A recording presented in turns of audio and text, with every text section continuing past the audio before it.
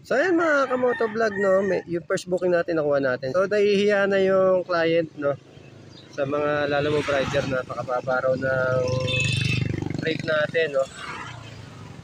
Then yung gasolina napakataas.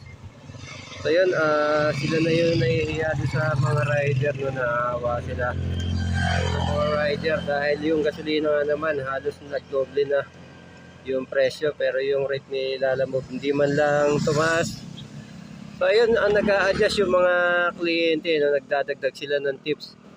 Oy, Lalamove, ang mga client nang nag-a-adjust sa mga rider, no. So maya naman kayo, magtaas na kayo ng rate. Okay, nakailang encounter na rin ako na client na bakit di raw nagtataas ng rate si Lalamove. Samantalang napakataas na raw ng gasolina.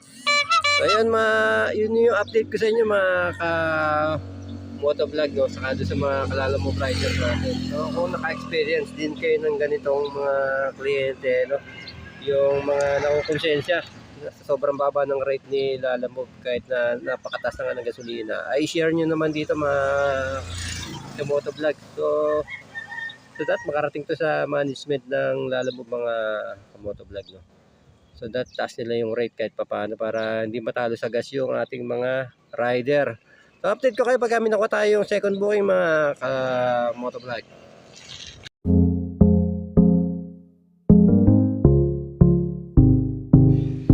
DIY Motovlog.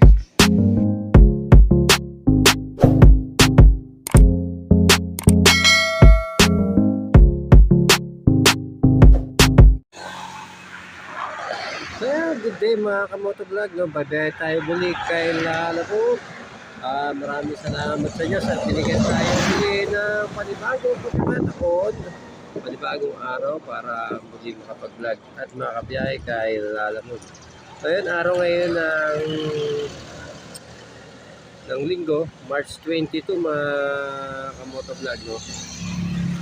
Kahit mataas yung gas, babiyahe tayo kay Lalamove. Tignan natin kung makakamagano pa tayo ngayong araw na ito. Ngayon ay oras natin ay 9 o'clock na. So lumabas tayo sa bahay mga 8:30 na ng umaga, no, mga motovlog. So wala tayong nakuhang booking doon sa ating area. So tambay tayo dito sa Arayat. So may naglalabas sa mga booking malayo sa atin, 19 kilometers away.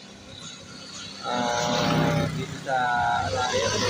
Wala pang booking lumalabas dito sa Arayat. So hintay tayo after 30 minutes, lipat tayo ng pwesto mga kamotovlog. Ganun ginagawa natin pag wala tayong makuha ang booking doon sa isang area, no.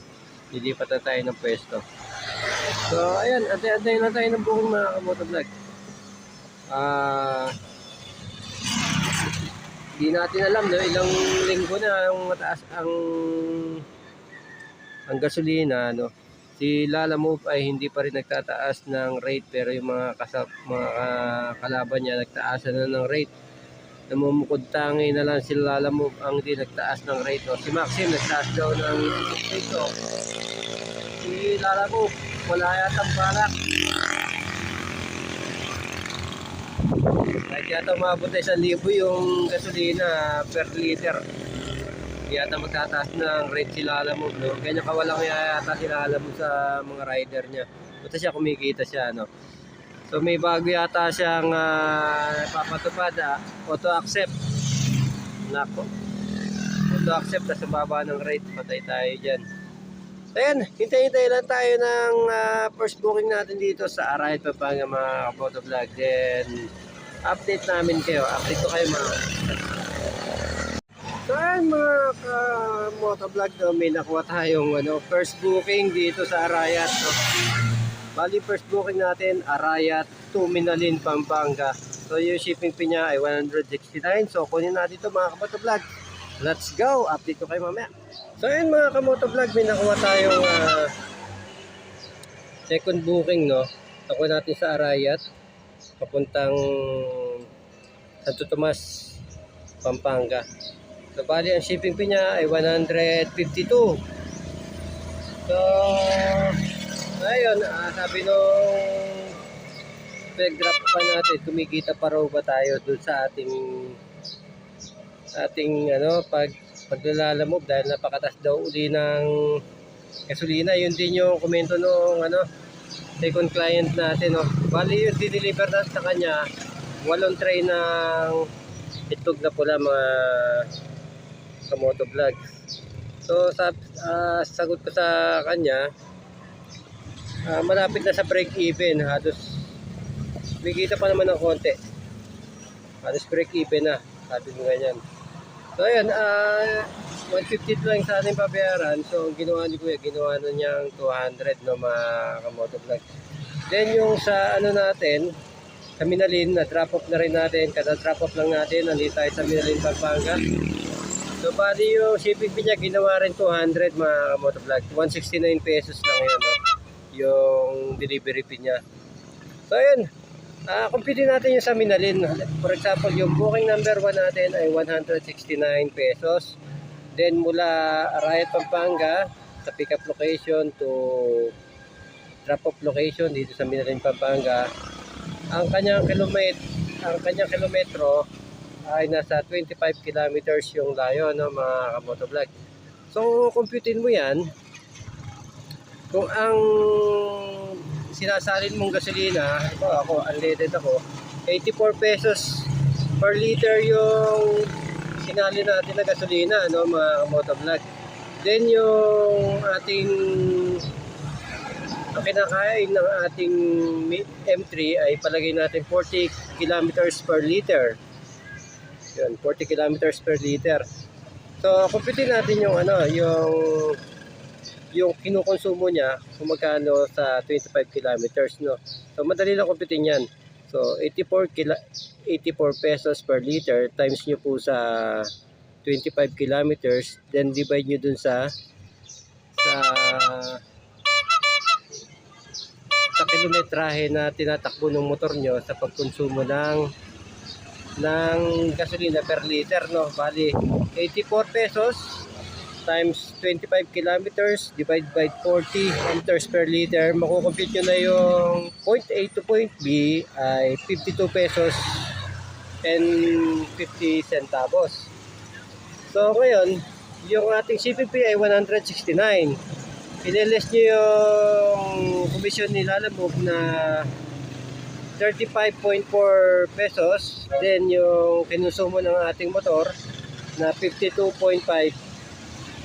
pesos. So ang makukuha nyo lang na income, net income dun sa 169 pesos ay 81.1 pesos yung net income natin dun sa isang booking natin, mga kamotovlog. So yun lang yung may uwi mo dun sa 169 pesos, 81 pesos lang, mga kamotovlog. So ganun lang yung computation natin kay Lalamove, no. Halos kalahati yung nawalan tayo ng 20. Imbis na nasa 100 pa yung may uwi mo, kinuha ni gasolina yung kita natin, no. So yun, 81 pesos lang yung naiuwi natin imbis na 100, mga ganon. Dahil mga kamotovlog, ganun yung kitaan dito kay Lalamove. Kaya si Lalamove, sana mahiya naman siya, nagtaas na ng rate yung iba, siya na lang yung napag-iwanan, no. Kaya yung mga client na nag-a-adjust, sila yung nagbibigay ng tip sa mga rider. Dapat hindi ganun, kasi kung magtataas sila, alam mo, kikita rin naman siya kasi yung 20% niya intact pa rin, so bawa pa rin niya yung commission niya. Ayun, mga motovlog, na share ko lang yung kitaan dito kay Lalamove, no. So ganun yung kitaan. So sa first booking natin, ang talagang makukuha lang natin doon ay 81 pesos, kahit nasabihin mong 169 yung shipping fee, 81 pesos lang yung makukuha natin doon, nakita, no. Less na yung gasolina, less na yung commission nila na mo. So yun, mga kamotovlog, update ko kayo pag kami nakaulit tayo yung third booking. Nandito tayo sa Minalin, Pampanga. Wait tayo ng third booking.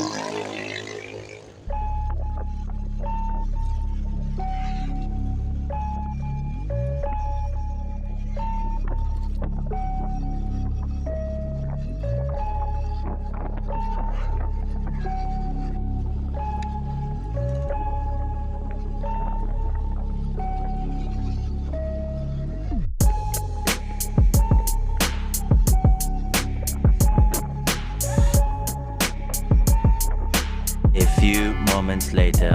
Motovlog nagpagas tayo ng 160 pesos. Bali 76 pesos per liter yung nakuha na natin ng gasolina. So ayan, 2 litro yung kinarga natin. Ayan lang yung tinaas ng ating gauge. Ayan, lampas ng kalahati. 160.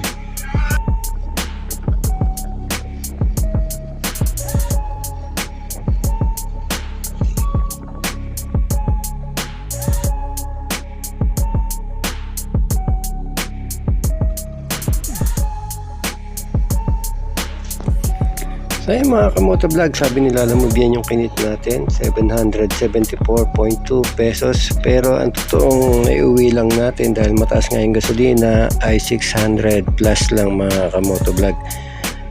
So ayun, talagang talo tayo sa biyahe, kailangan bumili dahil sa sobrang taas ng gasolina mga kamotovlog.